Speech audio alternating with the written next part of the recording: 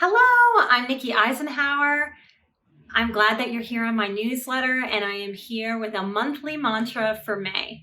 And this one rhymes, guys. It's I give my best and then I rest. Many of us as highly sensitive people, as empaths, as trauma survivors, seekers on the path who are developing and growing, many of us have a high integrity. We want to do a really great job in all things that we do.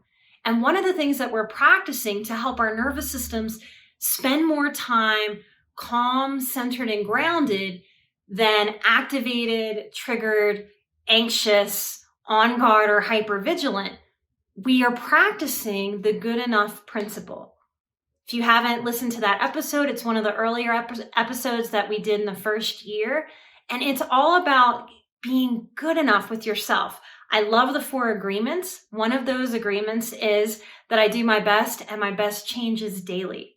So this monthly mantra for May is I give my best and then I rest. Many of us try and struggle with what good enough is, and then giving ourselves permission to be done and shift into an easy mode. Many of us want easy, and this is a way that we can step towards practicing and giving ourselves more ease. I give my best, and then I rest. I give my best, and then I rest. I hope there's something in this monthly mantra and in this newsletter for you today.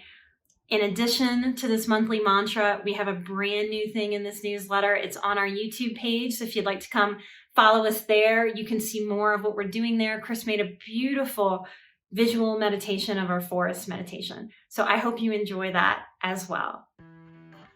I do my best, I give my best, and then I rest. Light and love.